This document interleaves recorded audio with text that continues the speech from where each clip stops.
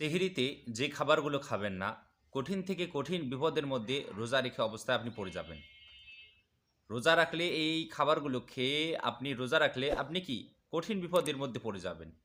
এবং আমাদের সমাজে এরকম হয়েও থাকে, বিভিন্ন ধরনের মানুষ, বিভিন্ন পেশার মানুষ, বিভিন্ন বয়সের মানুষ তারা বলে থাকে যে চিহরি খাওয়ার পর, গত রাতে চিহরি খেয়েছি ভাই, আজকের রোজাটা ভালো যাচ্ছে না, খুব কষ্টে যাচ্ছে।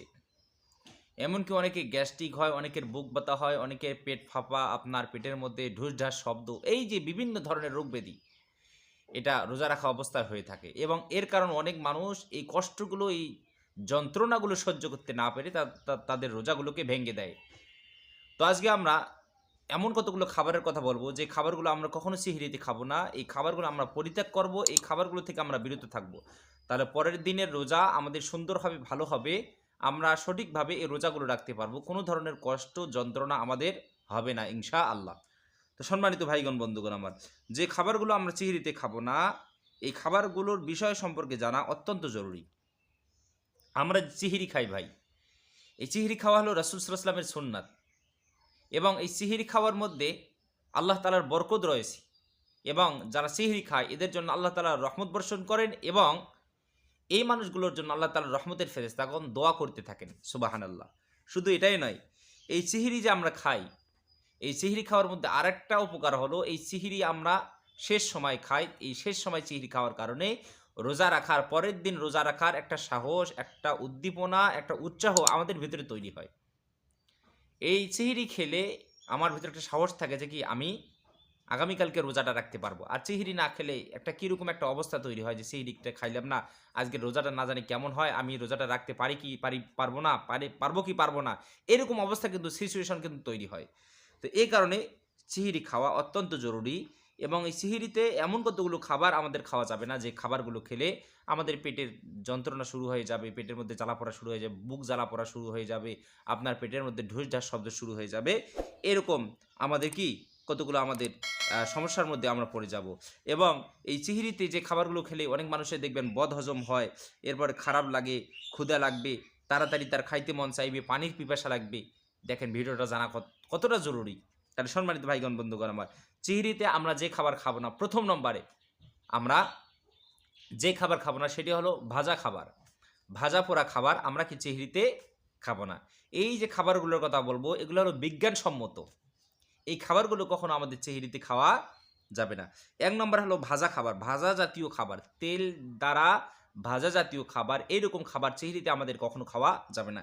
এই খাবারগুলো যেমন সামুসা, পেঁয়াজু, তারপরে বেগুনি, চর্বি বা ক্যালোরি বেশি থাকে, এরকম কতগুলো খাবার আমাদের কি কখনো চেহারিতে খাওয়া যাবে না। কিন্তু আমাদের সমাজের অনেক মানুষ চেহারিতে ভাজা জাতীয় খাবার, তেল জাতীয় খাবার তারা কি খেতে বেশি পছন্দ করে, এটা আমাদের কখনো করা যাবে না। এই রকম খাবার, ভাজা জাতীয় খাবার যদি আমরা চেহারিতে খাই, তাহলে এর কারণে আমাদের বদ হজম হতে পারে, তারপরে পেট ফাঁপা হতে পারে, আপনার খারাপ লাগবে। তাই আমাদেরকে কখনো এই চিহরিতে ভাজা খাবার খাওয়া যাবে না। এটা থেকে আমাদেরকে বিরত থাকতে হবে, এটা আমাদেরকে পরিত্যাগ করতে হবে। এই চিহরিতে আমরা এইরকম খাবার যদি খাই, তাহলে ভাজা খাবার খেলেই দেখবেন অটোমেটিকভাবে আপনার আমার ভিতরে একটা গ্যাস চলে আসে। হ্যাঁ, এই কারণে সিহরিতে কখনো ভাজা পোড়া খাবার, ভাজা জাতীয় খাবার কখনো খাওয়া যাবে না। দ্বিতীয় নম্বরে সিহরিতে যে খাবার খাওয়া যাবে না, বর্তমান বিজ্ঞান তারা পরীক্ষা নিরীক্ষা করে দেখেছে, অতিরিক্ত নোনতা খাবার, মানে যে খাবারে নুন বেশি। হ্যাঁ, আমাদের সমাজের অনেক মানুষ আছে তারা তরকারিতে লবণ বেশি খায়, নুন বেশি খায়। তো এই নুন জাতীয় খাবার আমাদের কি বেশি খাওয়া যাবে না। এই নুন জাতীয় খাবার, নোনতা জাতীয় খাবার আমাদেরকে কি করতে হবে, পরিত্যাগ করতে হবে। কারণ কি, অতিরিক্ত লবণ জাতীয় খাবার খেলে পরের দিন আপনার পানির পিপাসা লাগবে। হ্যাঁ, যেমন চিপস, এরপরে আপনার লবণাক্ত বাদাম, তারপর তরকারিতে বেশি করে লবণ খাওয়া, আবার অনেক মানুষ দেখবেন ভাতে বেশি করে লবণ খায়, এরকম কিন্তু হয়ে থাকে। তো এরকম আমরা যদি বেশি করে যদি লবণ জাতীয় খাবার খাই, বা লবণ যদি আমরা খাই, তাহলে পরের দিন দেখবে আপনার পানির পিপাসা লাগবে। যারাই বেশি করে লবণ খাবে তাদের কি লাগবে, পানির পিপাসা লাগবে। এই জন্য লবণ জাতীয় খাবার আমাদের কখনো খাওয়া যাবে না। ৩ নম্বরে যে খাবার চিহরিতে আমাদের কখনো খাওয়া যাবে না, সেটি হলো চিনিযুক্ত খাবার। হ্যাঁ, এই চিনিযুক্ত খাবার আমাদের কখনো খাওয়া যাবে না।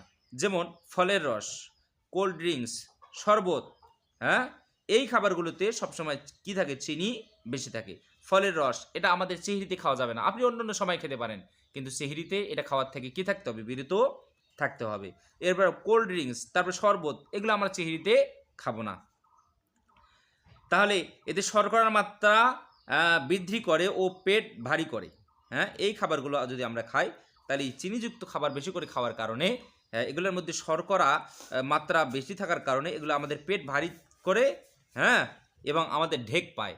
এই কারণে আমরা সেহরিতে কখনো আমরা চিনিযুক্ত খাবার আমরা কি এটা থেকে আমরা বিরত থাকবো। এরপর 4 নম্বরে আমরা সেহরিতে যে খাবার খাবো না সেটা হলো চর্বিযুক্ত খাবার। আমাদের সমাজের অনেক মানুষ দেখবেন চর্বিযুক্ত খাবার খাওয়া বেশি পছন্দ করে, কিন্তু সেহরিতে এই চর্বিযুক্ত খাবারকেই খাওয়া যাবে না। এই সেহরিতে চর্বিযুক্ত খাবার খেলে, হ্যাঁ, এটার মধ্যে চর্বিযুক্ত থাকে, এরপরে আপনার মশলা বেশি থাকে।